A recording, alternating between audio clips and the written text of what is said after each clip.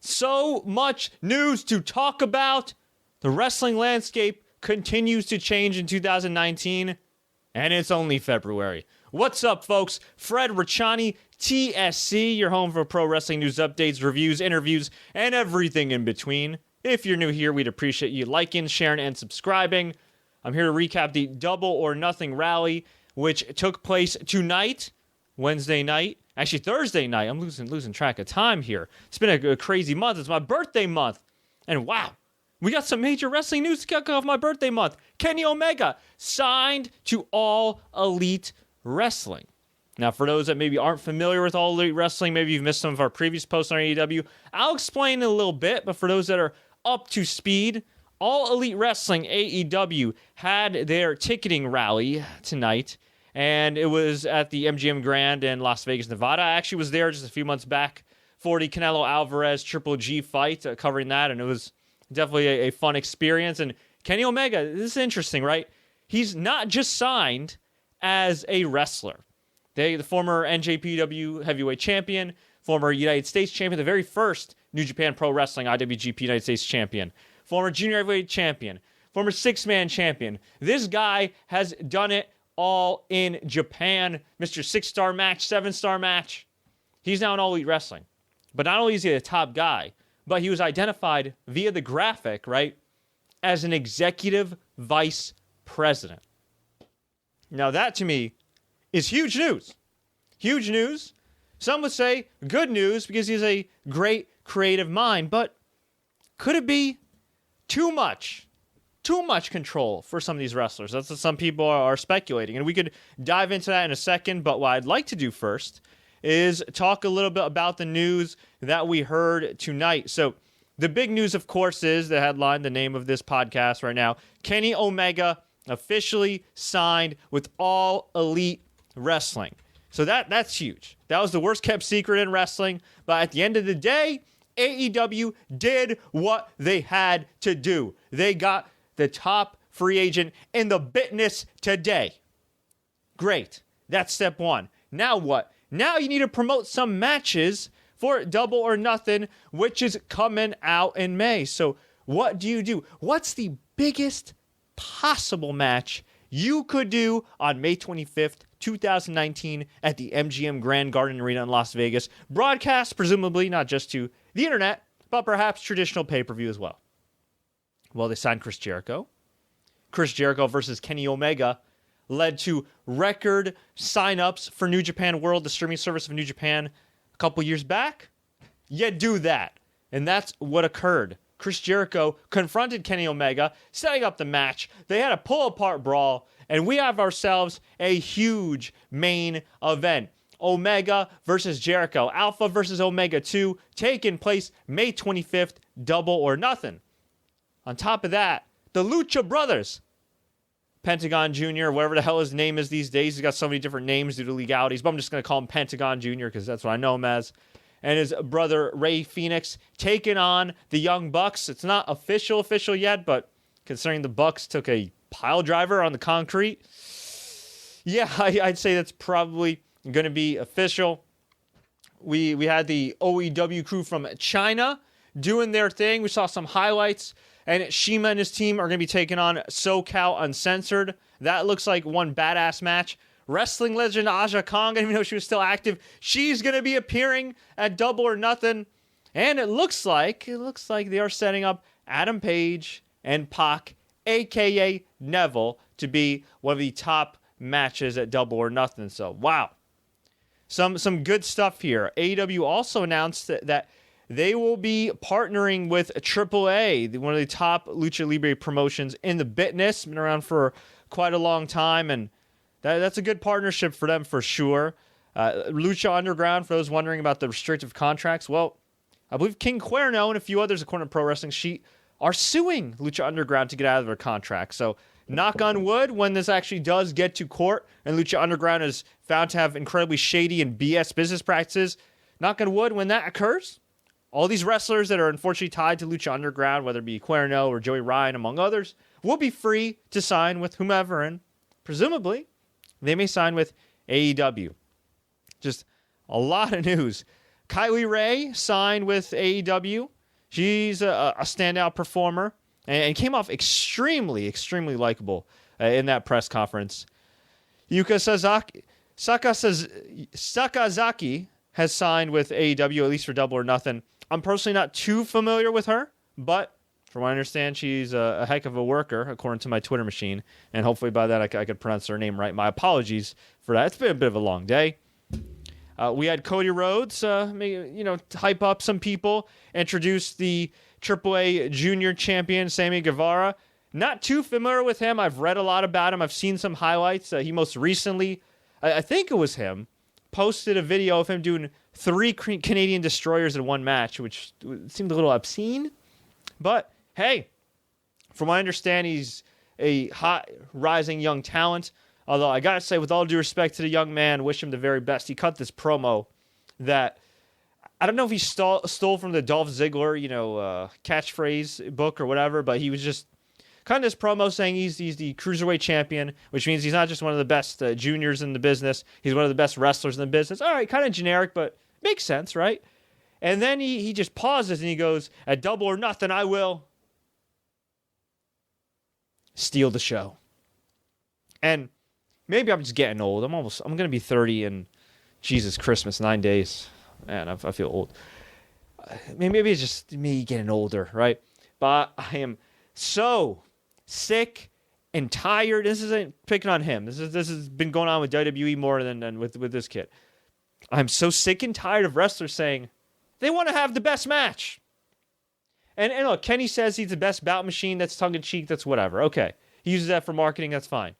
When one guy does it, that's fine. When it's like Kenny Omega and like Shawn Michaels, that's fine. Especially when they're good enough to do that. And especially when they also talk about their desire to win. First and foremost, Kenny Omega always talks about when he was in New Japan, his desire to win. But when wrestlers are talking about, I'm going to steal the show, and I'm going to steal the show, I'm going to steal the show, I'm going to steal the show. Like, talk about the win. Say, I'm going to win. Say, at Double or Nothing, I'm going to kick somebody's ass. I'm going to win. I'm going to steal the show and all your hearts and show you guys why I am the best. And whether I'm the first match on the card, in the middle, or the last, I will prove to you guys why I am the main event. Now, you don't have to cut that exact promo, but be nice. I'm just tired of this, okay? I'm tired of this. Yes, you want to have some style points. Steph Curry's the man. Steph Curry kills people on the court, wins championships, wins MVP awards, goes to All-Star games, and he does it while entertaining us and entertaining himself at the same time, and his teammates. But first and foremost, he wants to win. So, minor nitpick, just something, I would like to see from wrestlers. Far too often I see them, and it's one thing if this was just like a non-kayfabe promo, but he was cutting this in character, and I don't know, when he used that Dolph Ziggler line, I was just like, damn, man, like, go get a tan like Dolph. But anyway, I wish him the very best. Minor nitpick. So, yeah, also announced is the SCU After Party. So, SoCal Uncensored, which is Frankie Kazarian, Christopher Daniels, and Scorpio Sky. They're going to be hosting an after party, kind of similar to what, UFC fighters do after fights, win or lose, or draw. And so they're going to be having that at the MGM, which is pretty pimp. And the pre-sale for Double or Nothing is now available on AEW's website, which is allelitewrestling.com. Now, from what I understand, the site crashed. I'm actually going on their site now, allelitewrestling.com. Looks like you could sign up. Okay, I'm clicking now. Oh, actually, it's open.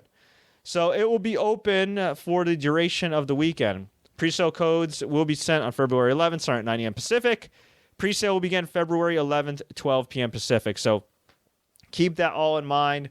MGM Grand Garden Arena, I believe the capacity, let's see the capacity here.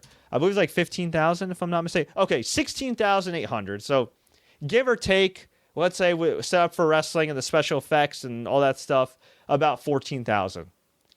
Given the crowd that they had tonight, given the buzz that they've had, given the fact that All Elite Wrestling has about roughly 300,000, okay, 300,000 subscribers, I think they'll be all right.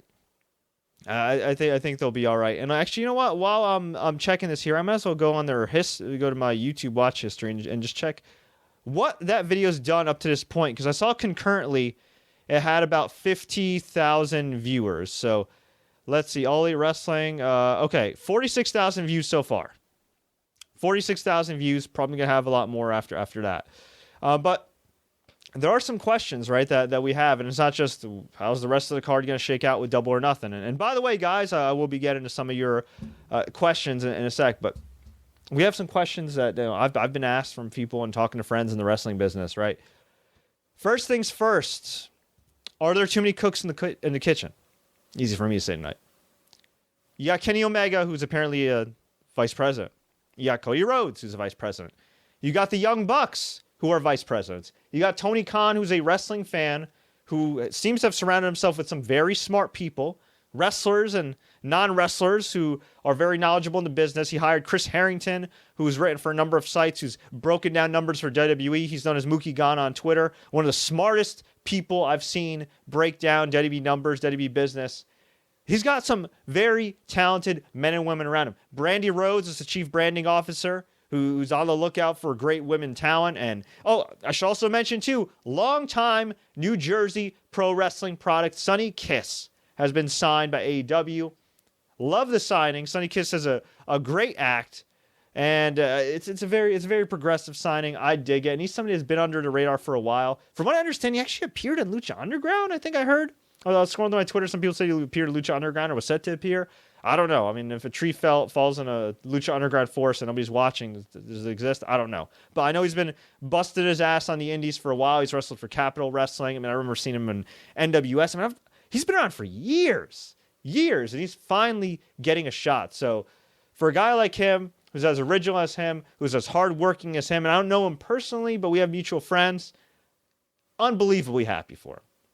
So I got to say, Tony Khan, the Khan family, they are doing a great job so far of putting some personnel in place that know wrestling and that have their finger on the pulse of what's hot right now. Because the Young Bucks, whether you like them or not, are draws. Kenny Omega, whether you like him or not, is a draw. Cody Rhodes, a draw.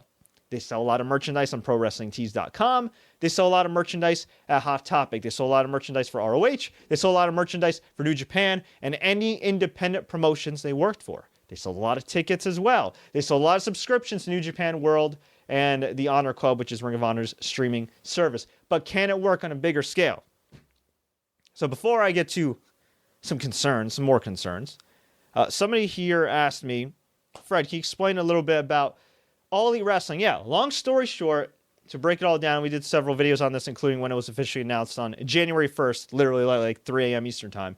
All Elite Wrestling is a promotion started by the Khan family. The Khan family, Shahid Khan, a.k.a. Shad Khan, and Tony Khan, his son, they run the Jacksonville Jaguars. Tony Khan, Shad Khan's son, runs the analytics department, and they also own a Premier League team as well. And I apologize because I should know what the team is, but I'm blanking out. Okay, Fulham FC, which from what I understand, not that great of a team right now, but hopefully you can turn things around. But still, it's when you own a team in the Premier League, from what I understand, that's no joke. So they're worth a whole lot of money.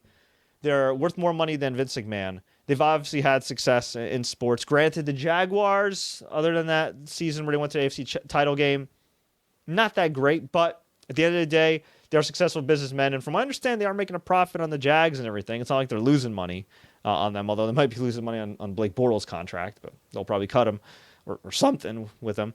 So, Tony Khan, from what I understand, is a longtime wrestling fan, a longtime Wrestling Observer subscriber like myself. He's a bit older than me. And, of course, in a family business. And he's been overseeing the Jaguars, overseeing Fulham FC, and been doing his market research. And I believe that the catalyst for All Elite Wrestling was All In. All In was sort of a super indie show, independent show, put together by Cody Rhodes and the Young Bucks. Dave Meltzer of the Wrestling Observer tweeted out a couple years back in response to a fan's question, I really can't see Ring of Honor selling out a 10,000 seat arena right now. I just can't. And that was reasonable. That was a reasonable, respectable answer, because I think the record attendance for Ring of Honor at the time was like 6,000. And I think that was for the Hardys versus the Young Bucks in the ladder match before the Hardys made their epic surprise return at WrestleMania 33. So Cody Rhodes said, I'll take that bet, Dave. and they proceeded through the show Being the Elite, which is a very popular YouTube series, to promote it and say, you know what? Let's do All In. So they booked the Sears Center in the Chicago area. It sold out in 30 minutes, over 11,000 fans. And behind the scenes, Ring of Honor ended up getting involved, and as well as New Japan, and I believe like Lucha Underground and AAA, all sent talent. And it ended up being kind of like the WrestleMania of indie shows. You know, even had Jerry Lynn, an independent ECW wrestling legend, you know, being one of the referees. You had Rey Mysterio on the show. You had Pentagon versus Kenny Omega. Chris Jericho made a surprise appearance. Hell, the NWA title was revitalized due to a series of great viral YouTube videos and really well done produced YouTube videos by Dave Lagana and Billy Corgan of the NWA. And Cody Rhodes actually beat Magnus, a.k.a. Nick Aldis, to win the NWA World title, which was pretty freaking awesome. If you haven't seen the show, you can actually watch it on New Japan World or Honor Club. But here's the crazy thing, right? From what I understand, Ring of Honor owns that footage. And at the moment, All Elite Wrestling ain't working with Ring of Honor. So it's kind of crazy that their version of WrestleMania isn't even owned by them. But anyway, to get to the point, January 1st, it was made official after rumors were circulating from various outlets. I believe Sports Entertainment Scoops was the first to kind of report that Jericho and maybe Jim Ross would be involved with you know, some kind of new promotion that has a lot of money behind it. And it was confirmed by Cody Rhodes and the Young Bucks that All Elite Wrestling is a real thing. And then they later had a rally where they announced the signing of Chris Jericho. And according to Dave Meltzer, Chris Jericho signed for a huge contract that may not be Brock Lesnar money, but just below Brock Lesnar and John Cena money, or in that level, which is crazy money to think about. Also reportedly, the Khan family has allocated $100 million for this company. $100 million. They even put out a press release where Shad Khan said that, yep, I'm running things. It ain't just going to be my son. I'm paraphrasing, obviously. And he made it sound like that there's other investors. So while the Khan family is probably lead investors, I'd like to assume that there's probably other people involved. And there are rumors, of course, that they will sign a TV deal, and not something on a small network, but something major. Rumors going around that they may have trademarked Tuesday Night Dynamite. SmackDown's leaving the Tuesday night time slot to go to Friday nights on Fox in the fall. We'll see what happens there. But yeah, as far as competition goes, are they really competing with WWE? From an overall business standpoint, no. Not yet. Too early to tell. But from a money standpoint, from a driving up the value of talent standpoint, from a free agent standpoint, whew, you better believe it. I almost want to compare it. You know, they're not spending recklessly, I think, but you look like the Zone, the streaming app that has the boxers and everything, and you look like ESPN Plus, the other arm of ESPN, spending a lot of money for UFC and Top Rank Boxing.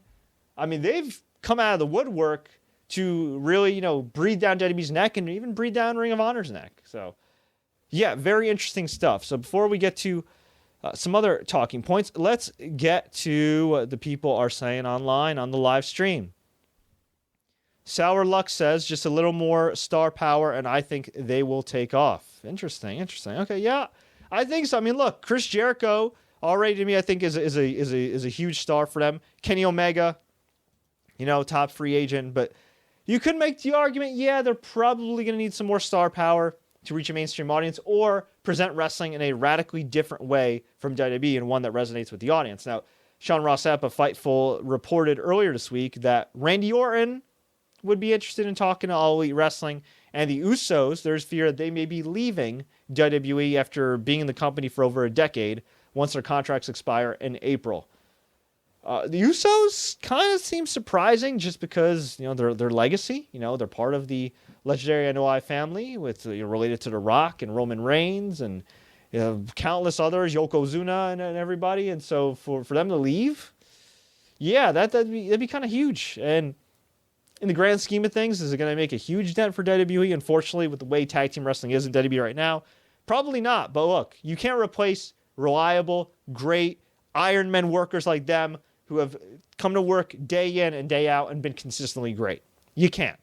You can sign some guys and call them up from NXT, but I mean, the Usos have a cachet with the audience, right? They've a built-in relationship with the audience, and honestly, I think they could go to AEW and become instant main eventers for the Young Bucks, and they do one hell of a job. In the case of Randy Orton, I would like to see Randy have a change of scenery. Some people are groaning, Randy Orton. But you need some guys that at the end of the day know how to work. And it's not to say that the guys in All Elite Wrestling don't know how to work. But there's a big difference between a guy like MJF, who's really good for his age, and an all-time great in Kenny Omega, right? There's a big difference between the young bucks who have been doing this and doing it great for a long time, and some of these other people, these other cats they may be signing that are pretty good, but have never been in the spotlight, and you don't know how they're actually going to perform.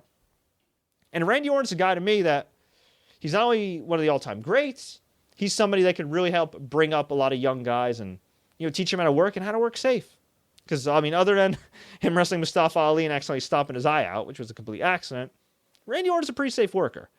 Although people on my Twitter machine say he's not safe, which I think is kind of dumb. But do I think Randy Orton would leave WWE? No, I don't think so. I think whether you agree with how WWE looks at Randy Orton or not, I just can't see them having Randy Orton leave. I just can't. I could see them paying Randy Orton a lot of money to stick with the company because he's a 13-time, 14-time world champion, whatever he is at this point, Triple Crown winner, Grand Slam winner. He's one of the 3-4 biggest stars they've made over the last 15, 20 years. So I can't see that happening, but if it did, that to me would really open the floodgates. Jericho, that's huge. Don't get me wrong, but he was for the most part part-time. And he may still be part-time. And from what I understand, he's going to be allowed to work with New Japan Pro Wrestling. So he's not just All Elite Wrestling exclusive, but they will get first dibs. But Randy Orton, a guy of his stature, as kind of still a borderline full-timer in WWE, that to me would open the floodgates. Or AJ Styles, whose contract reportedly expires in April. I can't see AJ Styles leaving either because he's still really active. He's a huge WWE star. WWE wants him. Frankly, I think in some ways WWE needs him, especially with Roman Reigns out. And he's on the cover of the video game. And I don't think WWE wants to have that conversation with 2K Games, paying him all this money for the rights. And saying, so we're going to have to change the cover mid-year. I don't think that's going to happen. I said what I said, says, that's the real name. This has Click Vibes written all over it. They're all VPs. Yeah. The last time there were that many VPs or, executives or wrestlers at WCW didn't end so well. Although I'd like to think that these guys, especially Cody Rhodes, whose dad actually worked in WCW, are smart enough to learn from the mistakes of the past. Lux says maybe they'll land the Usos, Randy Orton, AJ Styles, and CM Punk. CM Punk's an intriguing one. I think he really did hurt his value in the UFC. From what I understand, he's still financially secure, although he's had to spend a lot of money between the WWE lawsuit, between being sued by Colt Cabana for not covering his legal fees, and allegedly they had an agreement and everything. Why not, right? Here's the problem with CM Punk. I feel like he's alienated a lot of people, and he's just come off like a miserable prick, and maybe he has a right to be, honestly, after all the stuff he's been dealing with. But I do feel like he's hurt his value. That being said, 1 or 2 matches with Punk, kind of like what Jericho did with New Japan Pro Wrestling, I think would absolutely be money. I really do. And if you were to bring him in, I wouldn't even have him cut a promo. I just bring him in. I just have him attack people. I do maybe some vignettes and everything and just build up to, hearing what CM Punk has to say. Maybe even putting it on one of their shows like Double or Nothing or something. He doesn't necessarily have to wrestle all the time, but hey, I'd want to tune into a pay-per-view to see what CM Punk has to say. That wouldn't be the only attraction, but that definitely could be one thing. Or, even do something like a sit-down interview. Go old school. Do some kind of sit-down interview where it's just like an interview series, hyping CM Punk and why he wants to return to All Elite. Something like that. But I really would like to see CM Punk back in the ring where he belongs. But you also got to factor in this too. He did fight twice for UFC. He did get tagged a lot. And while he was cleared by the Athletic Commission, this is also the same Athletic Commission, or the same sport where an Athletic Commission cleared Chuck Liddell. And then Chuck Liddell got brutally knocked out, and they decided to suspend him medically indefinitely. And from what I understand about CM Punk, he had concussion issues as he was leaving WWE. And then, of course, naturally, he goes to a real sport in MMA and got his ass handed to him. And that can't be good for the brain. So one would hope that he's still in great physical shape and that, knock on wood, he's not dealing with any effects from past concussions. But, that is something to factor in. I don't think a lot of people are talking about. They're like, oh, what about CM Punk? What about CM Punk? It would be great if he could wrestle 1 or 2 matches. But to think that he'd be a regular performer, I don't know if he wants that. And quite frankly, we should be asking the question, can his body at this point handle that? We'll see what happens. Do you think Dolph Ziggler will ever leave WWE? He's had multiple chances. And I low-key think that Vince McMahon kind of sort of, while he respects him in a sense that he's always been a reliable performer, I also get the feeling that Vince McMahon kind of looks at him like, he just wants to be on the treadmill. Like for years, it's the same thing with Dolph Ziggler.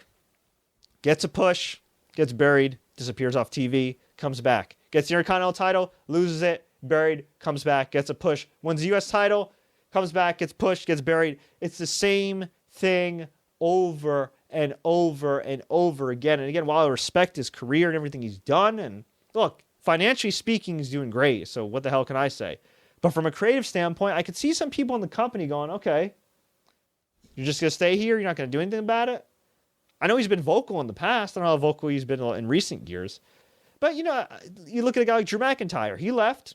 He proved himself. Vince McMahon gave him a lot of money to come back. WWE lowballed AJ Styles years ago. He said, okay, F you guys. Went to Japan, did his thing, came back, making a lot of money. Sometimes you got to get the hell out of there or say no to get their attention and have them come back and give you what you want. But again, Dolph Ziggler's been in a good spot for a lot of years. And, you can't blame him if he's comfortable. It's his life, But it would have been nice to see Dolph Ziggler go to the Independents a couple years back. Maybe go to Impact, go to ROH, go to Japan, have some fun matches, and come back. Cody Rhodes, oh my God, perfect example. Left WWE, and now it's almost like WWE had a great draft pick in Cody Rhodes, who they kept on the bench and didn't develop properly, and then he goes to another team and he's absolutely phenomenal. It's like the Falcons trading Brett Favre, back in the day, not knowing what they had with him. Only instead of having Brett Favre for a year or two, they had him for like 10 years and they didn't do anything with him. So, yeah. What do you think about Hideo Itami now that he has left WWE? Kenta, okay, Hideo Itami is an interesting one. I gotta believe that, they have some type of handshake agreement that he's going to go back to Japan and he's not going to sign with another company in the States.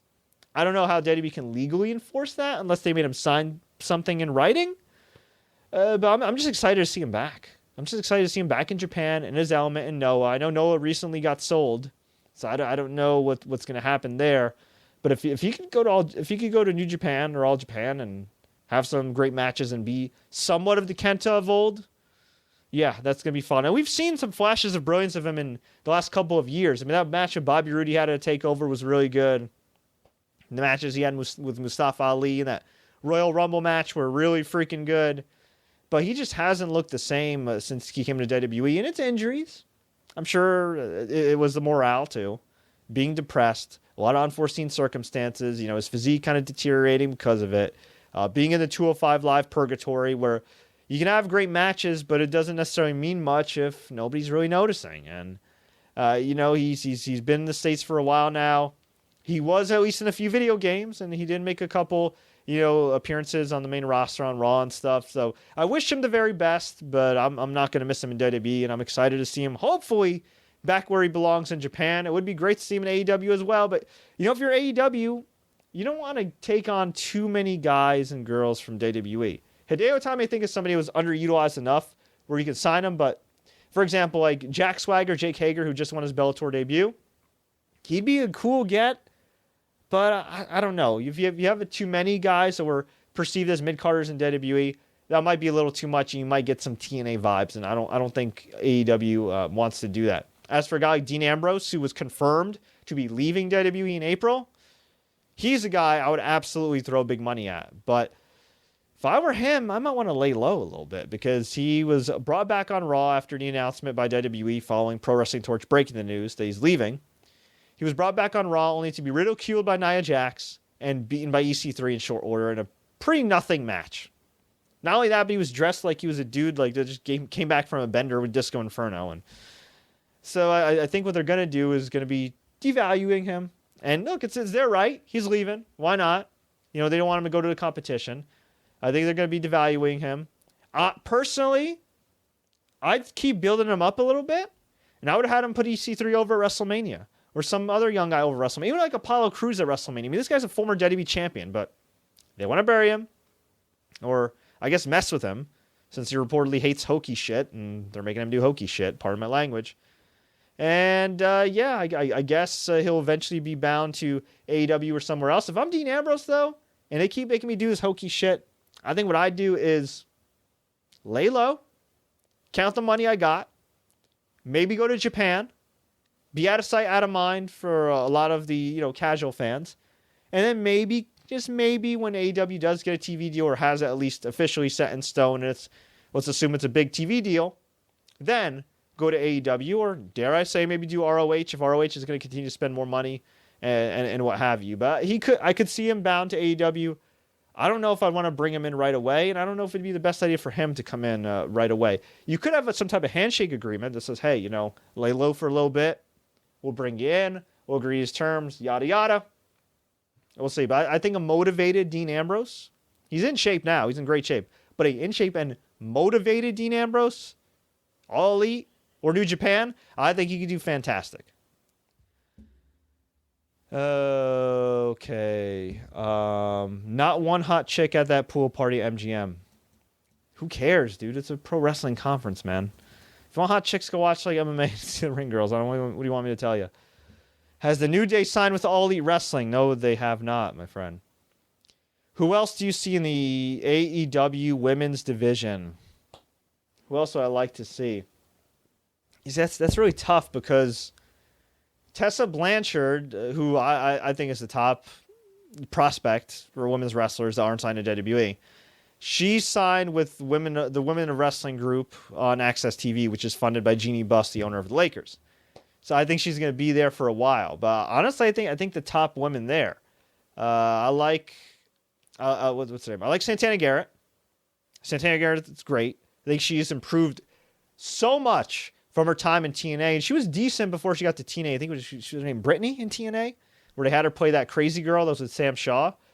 She was just not good in TNA, but although I feel like TNA, for some people, other than like EC3 and others, really is like one of those like places where it just brings out the worst in people, or did bring out the worst in people. And I feel like it brought out the worst in her, and then she went back on the independents, did her thing, had some really good worked at the Mae Young Classic. And yeah, I'm really surprised that she wasn't signed by WWE. I know they have plenty of women, but she's got a cachet with the indie audience, and she's very well liked, and she's a second generation wrestler. And yeah, I don't know. I'd like to see her on a main stage, but she's got a nice spot in Women of Wrestling. They're not getting a lot of viewership right now. I mean, Access TV doesn't have clearance in a lot of places, but at least she has a spot in a company that's got money being pumped into it by Jeannie Buss, and we'll see. Hopefully they could grow over time. But I would like to see her involved. Definitely Tessa Blanchard, as I mentioned.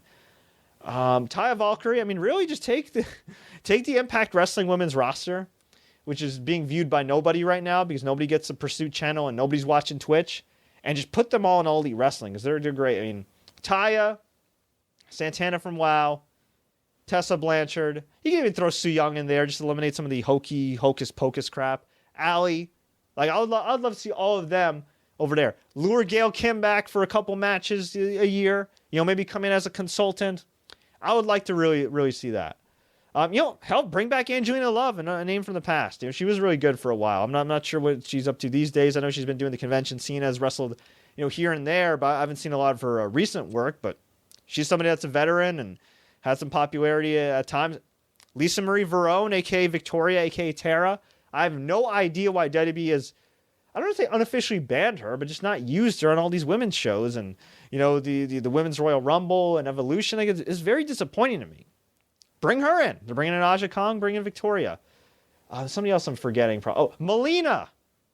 That poor girl. Look, she's known to be a little out there. She was not exactly well liked in the locker room. I'm not going to use the term locker room cancer because I hate that term. But, there were people in the past, when she was in her prime that intimated that, hey, maybe she's not good for the locker room and causes a lot of drama and bullshit we don't need. But she's a legend, man. And I think at least the one-off with Melina and Victoria and Gail Kim and some of these legends that aren't a part of the WWE fold would be really good. Either a Double or Nothing or a future show. But I got to say, WWE has recruited a ton of women. They have, three dozen women signed on the roster between main roster, NXT, NXT UK, and now they're doing like another search for the next female superstar. Is kind of similar to a diva search. Yeah, I mean they got a lot of people. I know Ring of Honor is Women of Honor, but I feel like, and granted I don't watch a lot of Ring of Honor right now, but from what I understand, that Women of Honor stuff has really died down, especially since they lost Deonna Purrazzo and some others to WWE. J-Mail says, I don't like Dean Ambrose. He reeks of WWE, plus WWE owns the name Dean Ambrose. Yeah, J-Mail, I like the Ambrose signing. He doesn't have to be Dean Ambrose. He was John Moxley. I don't think a different name will kill him. I mean, he has some cachet with that name. It's from years ago, but he still does. I think most people, when they see his face, will know it's Dean Ambrose, whether he's called Dean Ambrose or not, and we'll know the deal. He does reek of WWE. I agree with you there. And I will say that the guy has not had particularly great work for years. Okay, maybe not years. Let me rephrase that. I've not seen a great Dean Ambrose singles match in maybe 2 years. Maybe 3. I've seen some decent matches. I'm not trying to shit on the guy because I'm a fan, and for people that have listened to my show for a long time know that I pegged him as the guy. Okay, I thought he could be the next Steve Austin, maybe not at the level, but in 2014 after the Shield broke up, he had the potential to be that next badass superstar, and naturally, WWE with like a lot of guys, they screwed up with him, and he did eventually get the WWE title, but 2 years too late. And, he was kind of made a laughingstock for a little while, had a nothing IC title run. He got some momentum back with the Shield, and then he got injured, came back, had momentum again with the Shield, had that nice mysterious aura about him, and then they decided the brilliant idea of, hey, let's give him a storyline where he makes fun of his best friend's real-life cancer. What the hell is that, right? So, I mean, if I'm again, this is not to be insulting, this is to just be genuine here. My opinion, giving my opinion, and really think out loud here. When was the last singles match, not tag match with the Shield, not triple threat match? When was the last great Dean Ambrose singles match that you can actually think of? I'll wait. Roadblock, 2016, February 2016, 3 years ago, against Triple H for a WWE title. He might have had I think before Battleground 2016, he had a match with Seth Rollins, I think on the SmackDown after the draft. That was pretty damn good. But I mean, okay, the AJ Styles matches were pretty good, but I didn't feel like they were at the level of some of the other AJ Styles matches. But realistically speaking, let's think on this. Has he had what you would consider like a great singles match, one-on-one, since like 2016, maybe 2017? I don't think so. And I'm not crapping on him, okay? Because I don't think it's all him. I think it's some of the storylines, and when you're putting with guys like Baron Corbin, it's kind of hard to have a great match with him and everything. And he's been putting a lot of hokey bullshit and a lot of stuff with tag matches. But when he was a single star, like, you know, he had a streak where he had some good matches. Like he had a great feud with Triple H. He had some great matches with Kevin Owens. He always had great chemistry with Seth Rollins, even if finishes were kind of awkward. And then there was a period where not only did they make him a joke, but you sense something was off in the ring. And maybe, I don't know. He could have been banged up too. Whatever the case may be. I'm not in Dean Ambrose's head. I'm not in Dean Ambrose's body. But all I could say is, from like, after 2016, there was like a drop off in his work. Could have just been injuries and low morale, and it's understandable. It really is. He's been one of the reliable workhorses of WWE. But yeah, I could see if you're somebody, Jay Mill, that's watched Dean Ambrose in recent years, say, you know what? I don't want the guy because the dude's been freaking subpar for the most part when he's not teaming with the Shield or involved with the Shield. I will agree with you on that. But I do think, again, a healthy, a rejuvenated, a motivated Dean Ambrose can be one hell of a talent and one hell of a get. All right. Let's get to some other stuff. How about new viewers who are foreign to AEW and its talent? When people look in the crowd, they want to see attractive people in it. Otherwise, you feel guilty for not liking the product. Or you feel guilty for liking the product. It's Business 101. Dude, have you seen some of the... I'm not hating on you. I'm just counterpoint here. Have you seen some of the crowds at the NFL games? In the Super Bowl? I'm just saying. I'm just saying. I think I may be able to throw some cold water on that theory, my guy. Okay. Alan Wu, what's up, brother? He says WWE went back to the Super Show format after the brand extension, which means they combined the brands. This convo about having too many cooks in the kitchen is completely polarizing. It is the nature of wrestling. You only have one main event or two, but you want to fill a card as much as you can, especially with injury bugs going around. All right. Somebody says the pool wasn't properly used tonight. Yeah, you can make the argument the pool wasn't used. Somebody should have been thrown in. But maybe they'll save that for down the road. I actually would like to see them have like a show like Club Lavelle, like the WCW Nitro Spring Breakout from back in the day. That'd be pretty cool if you ask me. But yeah, the cooks in the kitchen. Oof. This is one thing that I think is a major concern for AEW. Let me take a sip of water here because this is a big talking point.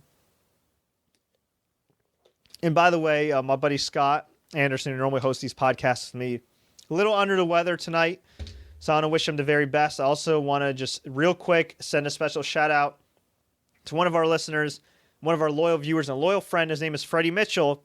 He unfortunately is, and he's released this publicly, so I hope he doesn't mind me talking about this. He's having heart problems, and they found some fluid near his heart, and really no joke. And from what I understand, he's had a heart surgery before, and it's been a rough going for him this week. So just want to say, Freddie Mitchell, we all love you, brother. I love you, man. I'm praying for you. May God be with you, and best wishes, much love, much strength. And hey, when you get back home from the hospital, rest up and watch as much wrestling as humanly possible because, brother, you deserve it. All right. Too many cooks in the kitchen. Here's why this is a concern for AEW, I think. I believe that Nick Jackson, Matt Jackson, Cody Rhodes, Kenny Omega, Tony Khan, they all have the best intentions. They all really do want to change the world, change the universe. They all want to change wrestling for the better. But here's the thing. All these guys, while they are selfless to an extent, are alpha males, are alpha dogs. Meaning, at some point, egos could clash. Each one of them, when they go out there, believes they're the best in the world and that they can perform better than anybody else, and that's why they've gotten to the top of the food chain. But what's going to happen when they're in a role they've never been in before? Creative. What's going to happen when these guys that they're friends with, like, say, MGF or Adam Page or, I don't know, throw out another name, SCU, right? What's going to happen when they creatively disagree? What's going to happen if Shad Khan, the man who's really writing the checks, walks in and says, you know what, guys? With all due respect, I'm not liking what I'm seeing. What's going to happen when they're part of a network? And the network says, hey, guys, you might want to throw less super kicks. Or we don't like that storyline. Or this isn't progressive enough. Or this is too risque. You don't know if you're not put in that position before. On paper, you could say, oh, this guy will be a great GM. This woman will be a great VP. But you never know till they're actually in that role. You get a guy, for American fans watching and listening to this podcast, Tony Romo. He is a phenomenal commentator in football. This guy is like, I don't know, like the Rain Man. He can predict things. It's crazy. He's like a Zen. He's calling like these defenses, these plays in real time. Tom Brady going to throw to a wide receiver in the right, and 5 seconds later, they throw to it. He throws to a wide receiver. Like, Tony Romo is like a genius, a guru. But that doesn't necessarily mean Tony Romo tomorrow could be hired as the head coach of, say, the Dallas Cowboys, and that might be a better hire than Jason Garrett at this point. And that doesn't mean Tony Romo can go to the Cowboys and all of a sudden be a great head coach. Okay? There are certain circumstances, like in the NBA with Steve Kerr, but Steve Kerr also inherited a great team. And actually, Steve Kerr's predecessor, Mark Jackson, if I recall correctly, was never a head coach either, and he happened to inherit a great team and help develop a young team, which is now a powerhouse. So in the NBA, to some extent, we've seen that. Jason Kidd had some success. Great player, Hall of Fame player. Transitioned to head coach. I don't want to say seamlessly, because he certainly had some issues, but they had some success. But that does not mean that works for everybody. People in WCW said Kevin Nash, he's a great creative mind. He's a smart guy. He's got a lot of ideas. What happened? He got the book, and WCW went out of business. And not all his fault, of course, but some of his decisions did send it into a creative and financial tailspin. So you never know until somebody's in that role. It could go the other way. Okay? It could go the other way. Matt Millen, legendary player. He was a commentator for the NFL for years and years and years on NFL broadcasts. People said, wow, Matt Millen, that's a smart guy, great analyst. He knows football. Detroit Lions hired him. What was the product of that? Eventually, an 0-16 season. Winless season. First team to ever go 0-16. It can go both ways. And there's going to be ego involved. The buck stops with the Khan family. These guys have freedom and it's great. And I'm not saying that they don't know how to book their own angles and they don't know how to get themselves over. Being the elite, the show, okay, proves that these guys can do their damn thing and can get fans interested. But they talk in business and marketing. There's a term called scaling, right? Now you're going to have to scale for a larger audience. I think if you've proven you could draw 5,000 fans, you could draw 15,000 fans. If you draw 15,000 fans, you could draw 25,000 fans. If you've drawn 25,000 fans, dare I say, maybe you could draw 50,000 fans. They have a proof of concept, okay? They have proven that they can sell out in a few minutes in 11,000 seats arena. I think they could definitely sell out the MGM Grand, but it ain't just about live attendance. It's not just about merchandise. That certainly helps. But for the amount of money they're investing, which is about $100 million, they're going to need to do more than that, and they're going to need to cater to a bigger audience. And that might mean certain things that they like Joey Ryan's penis, which I'm personally not a fan of. That stuff might not fly on a mainstream level, right? Intergender wrestling matches. Some people like them, some people don't. I'm indifferent. I think it's fine in certain situations. I know WWE did it with Nia Jax a little bit at the Royal Rumble. That may not fly. They got to scale their expectations and they got to cater to a more of a mainstream audience. Now look, they have 300,000 subscribers on YouTube. That's no joke. They got a silver play button award for all their subscriptions from YouTube. That's no joke. They sell merchandise and arguably make around 7 figures in merchandise outside of WWE. That's no joke. But the keys here are a few things. First things first, TV deal. If they get a big ass TV deal that covers that $100 million and then some, you know what? They got some leeway. They got some room to work with here. But you only get one chance to make a first impression. But half the battle is getting that TV deal and getting one that pays, not just relatively well. Like I think, I don't remember the exact number, but I know it was like a few million Spike TV paid for Impact per year, outside of also covering production costs and helping with signings like Kurt Angle and Sting. Okay, a big help. But can AEW coming in cold, I don't want to say cold, but cold to like meetings, like, being a new product, can it get remotely close to whatever WWE's got in the last 15 years? Let's just say, let's throw a number at $30 million a year, right? In this TV landscape. Is that conceivable with the contacts the cons have? Maybe. That's half the battle. Getting the time slot, getting prime time, that's great. Next step is catering to that audience. And I think they all have a similar vision, but I do get the feeling that Cody Rhodes has more of a kind of like an old school approach to pro wrestling. He's done some things, but you notice some of Cody Rhodes' matches with Kenny Omega and the Bucks and everything, while they're great matches, he does look a little off doing some of the kind of more modern spots, the high spots and things like that. I mean, I remember I watched Omega versus Rhodes at the ROH WrestleMania weekend show last year. And I thought they had a great match, well-worked match. And then their follow-up match at New Japan Pro Wrestling, I thought it was a great match, but a lot of unnecessary spots, like a table bump where Cody Rhodes almost broke his neck, and a superplex off the ladder, even though it wasn't a ladder match. And so I could see some conflict there as far as when to do this, when to do that. They're all great workers. And they're all best friends. So I think ultimately they could figure it out. But again, it's not just them running things. It's not just Brandy Rhodes running things, especially with the women's division. It's going to be Tony Khan. And who knows, maybe some other investors. And again, when 5 people are VPs, as far as the corporate hierarchy, on paper, we know who answers to everybody. Or who everybody answers to. The Khan family. But as the company gets structured and the rosters are filled out and different roles are put together and everything else, and job descriptions are hashed out, who's in charge, right? I've worked in places where There's an executive. There's a VP. There's another VP. There's a director. There's another director. And yeah, there's a big boss. We all know that's like the VP.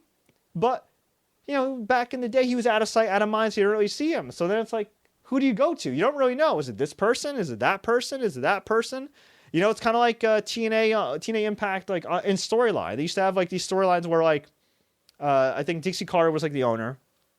And then Sting was the commissioner. But then you had the network that was in charge.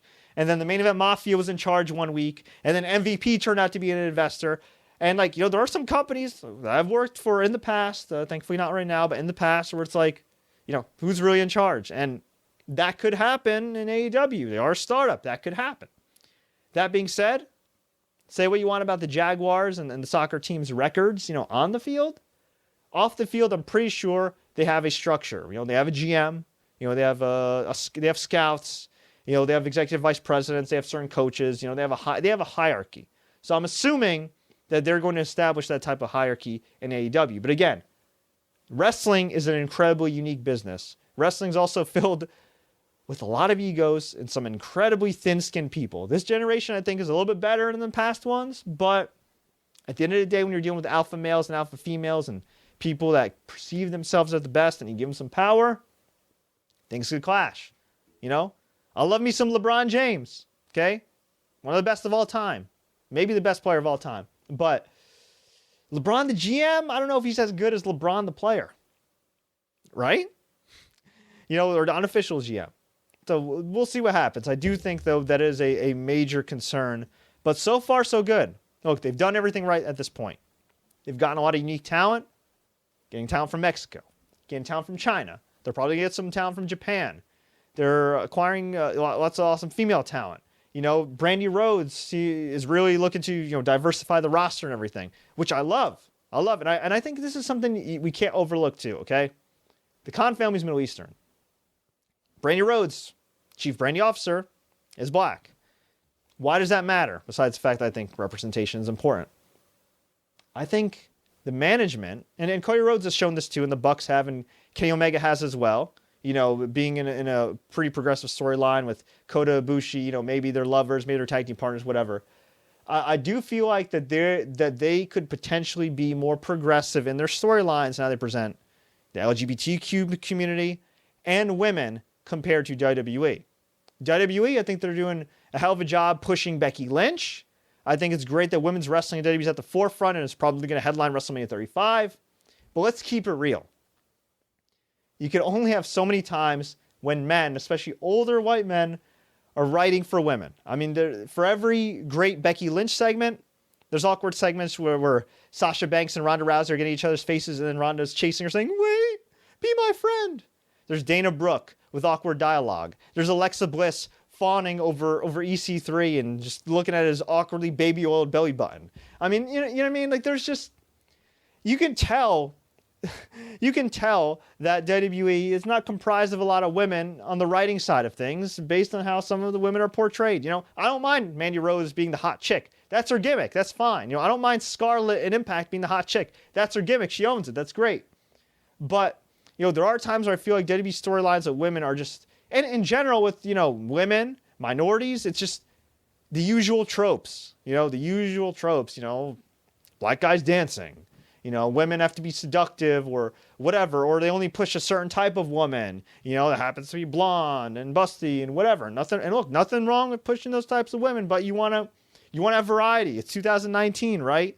So I am confident in Brandy and in the Khan family that I do think we will see probably the most progressive roster in North America when it comes to pro wrestling on a major scale, other than maybe MLW, which I think is doing a great job tapping into that Hispanic audience with beIN Sports and the Spanish stations for beIN Sports. So that's something I think we should all be excited for, and you'll see a lot of different talent.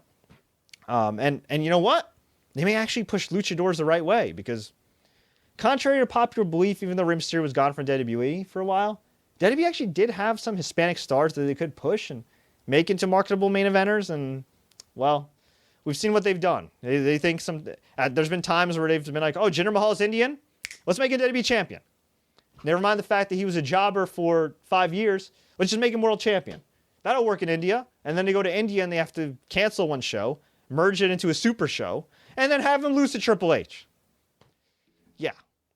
For as progressive as WWE has become, and as progressive as Triple H has helped WWE become to an extent, still got a long way to go. That's all I got to say. But so far, so good. Great organic marketing by All Elite Wrestling, doing the social media thing, having the Being the Elite series, getting a lot of buzz, acquiring the right talent. And I think slowly but surely, by the end of the year, they're going to form one hell of a roster. And I guess this will be another discussion for another night, guys. But what's going to happen when they get TV, right? Is 2 hours a week, is that really scalable? They have the talent for it, probably. They have the resources for it. But is it going to be the best thing for them? Would it be better to maybe do an NXT format where you do 1 hour a week? You keep things simple. You have maybe one great TV main event a week. Don't give too much away. And then you have quarterly specials similar to NXT TakeOver. You could do that. You might want to do that. I think in some ways, less might be more for the time being. Give them an hour. See how they do. If you're a network, give AEW an hour. Maybe sometimes an hour and a half. Give them an overrun if it runs long. Have them go live or taped, whatever. If it does well, then maybe you can expand to 2 hours. But I don't know if I'm keen on any wrestling promotion, no matter the talent, having a 2 hour weekly show when you're going to have 3 hour Raw still, 2 hour SmackDown. Let's say NXT ends up on FS1. Maybe 205 Live ends up on FS1 as part of the Fox deal. And to top it all off, if you're somebody that's already a hardcore fan following AEW, maybe you watch Ring of Honor on the Fight TV app or on Sinclair. Maybe you watch MLW and beIN Sports. Maybe you watch New Japan World. Maybe you watch New Japan on Access. I mean, there's a lot of wrestling, a lot of content out there. And if you're somebody like me that's also a regular sports fan and watches pro football, watches a lot of basketball, occasionally watches soccer. Of course, I watch a ton of MMA. You know what I mean? Like boxing, I love. Like there's only so many hours in the day. So look, we'll see. I think, again, half the battle is getting a TV deal. And if they can get a TV deal for significant money, I think they could certainly figure out the rest. Before we go, though, let's get to a few more questions here. What do you think about the Sonny Kiss signing? I think it's great. He's been an awesome talent for a lot of years. I think he's been very overlooked. And I'm just very happy for him as a guy from New Jersey as well. I'm extremely happy, and I think he's going to do great things. Hopefully it's not a one-off. Hopefully he is signed for good, because I think he can turn a lot of heads. Okay. Ryan Great says he's currently my favorite entertainer in all of wrestling. Yeah, he's awesome. He's really underrated. I know Naomi of WWE is a big fan. My good friend Candace Cordelia, who works for Capital Wrestling, just absolutely adores him. And again, anybody that's interacted with him will tell you he's a very nice guy. I may have met him briefly once when I covered one of an indie show in the past, but again, real, from what I understand, real nice guy, hard worker, and yeah, I think it'll be a fun time. Okay, let's get to a couple more questions here before we go. Who's the biggest signing you see AEW making next? That's a good question. You know what? I'm gonna go out on a limb. It's not really much of a limb.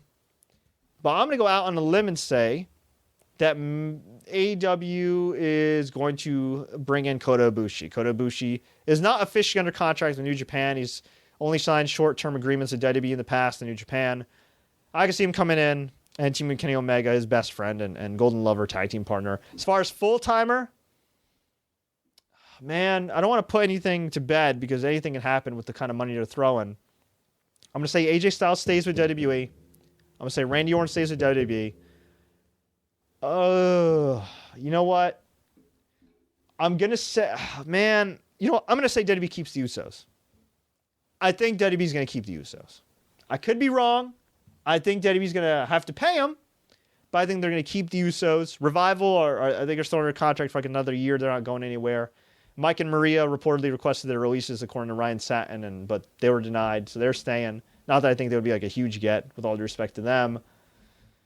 Next big signing. Yeah, I think Kota Ibushi is probably the one one next. I really can't think of anybody else off the top of my head right now. Again, I'm not saying AJ and Orton can't entertain those options, but I'd say Kota Ibushi, and then down the road, again, I wouldn't sign him right away. If I were him, I wouldn't sign right away. Dean Ambrose, I could definitely see, but I want to use them judiciously. You don't want to use, if you don't need to be on TV every week, don't put on TV every week. Ronda Rousey, great talent, been phenomenal for being a rookie in wrestling, but you look at the ratings, they're not doing great. And, frankly, I think the ratings might be a little bit better if she wasn't on TV every week. Make her an attraction.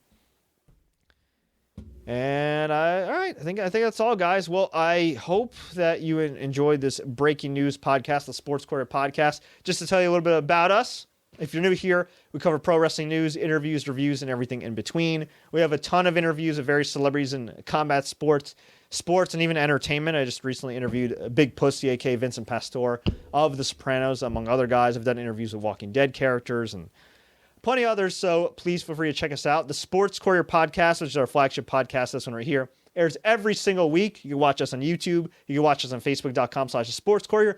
And you could listen to us on SoundCloud.com/TSC News. Or you could just search TSC News on Apple Podcasts, Google Play, and now Spotify and Stitcher. So we're pretty much everywhere. Or you can just Google my name, Fred Richani, TSC News. You'll find what you're looking for. Breaking news updates, interviews, features, you name it, we got it. We also do plenty of video game reviews as well. And I think it's coming up on the time to do a new review of the WWE Network because they've added some features. So feel free to check all those stuff out. If you like WWE 2K, this might be the channel for you too. Anyway, I appreciate you guys checking me out. I'm going to go get some water because I'm starting to lose my voice here. Whew. Anyway, until next time, everybody, thank you so much. Get well soon, Freddie Mitchell. Much love to your brother. Much love to my man, Scott Anderson. Get well soon. And until next time, as always, enjoy the matches.